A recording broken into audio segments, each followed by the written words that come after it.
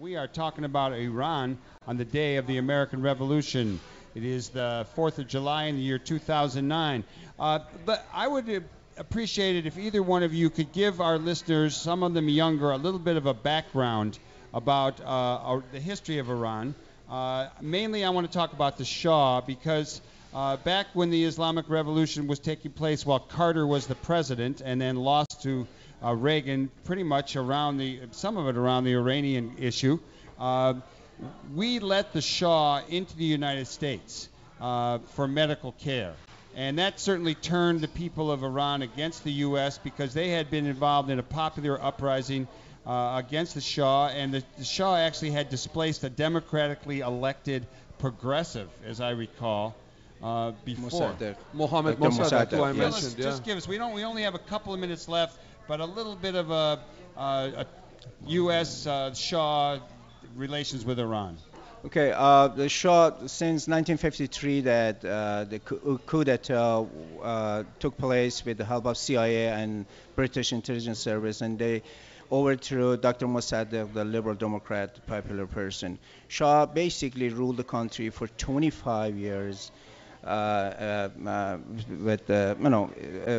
was a one-man rule, and we didn't have any independent opposition. We had political prisoners, execution happened, left. Even National Front, which is a liberal Democrat group, was suppressed and all that. But just before the revolution, I think Jimmy Carter's human rights ideas, now I'm thinking about it, was I think it was humane. I mean he was coming from a right point of view, dealing with that Iranians need freedom and they need human rights needs to be respected in Iran. And he sort of did not support Shah in the last year of his rule anymore. But the question is, did CIA and Carter help Ayatollah Khomeini and the religious people to come to power? The point is, they probably, because of at that time, danger of communism and the leftists coming to power and become friendly with Soviet Union, so they were sort of leaning toward, okay, if religious people come to power, at least at that time they were supporting Mujahideen Khalq in Afghanistan, if you remember. Then it was sort of, I'm not sure how precise it was, but they sort of gave in to the religious people. Let me break in here because I'm looking at the clock. We're going to run out of time. Can you give us any hint of what you think will happen next? You got about a minute and a half. It could go any number of ways. Clearly, the street protests have dwindled, and that's mainly because the regime has upped the ante on the cost of taking to the streets now after Khamenei's Friday speeches. But the movement is not gone. It's been driven in other directions. There is talk of maybe strikes, maybe a general strike.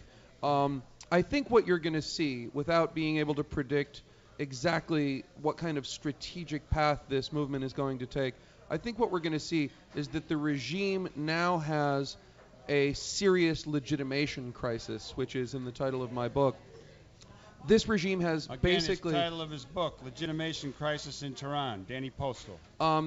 There's a serious credibility gap now. Ahmadinejad is no longer seen as even having been elected within the constructs, within the confines of the Islamic Republic's very limited electoral system. He is now seen as a fraud and as as somebody who has no legitimacy. And I think what you're going to see is a building of the movement away from not only Ahmadinejad, but possibly away from the whole system of the Islamic Republic over the next 4 years. Fereidoun, do you have any last thoughts? No, I just totally agree with what Danny said.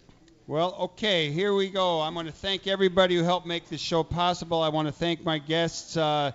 Ayo Maat and Dr. Frank Yurasek, who talked about the tradition of the barefoot doctors and applying that digitally here in the United States and beyond. And remember, next week at the United Church of Rogers Park on the 11th of July in the afternoon, they're going to have a gathering to talk about that. And I want to thank Fereidoun Dadrass and Danny Postel, who came on to talk about Iraq. And I want to talk Iran, I apologize. And I want to thank all the other people who helped make this show possible. Tune in next week for more Live from the Heartland. We encourage you to do good in the world. The world needs all the good that you do. Over and out, and all power to the people. Okay.